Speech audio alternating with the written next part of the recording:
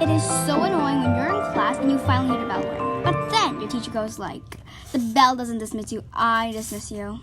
Like, no. The whole point of the bell is to dismiss us. So I'm packing my bag, I don't care. I'm not even gonna miss 2 minutes of my lunch break. And they have the audacity to ask, where do you think you're going? Well, where do you think I'm going? To the grocery store? No, I am going to eat my lunch.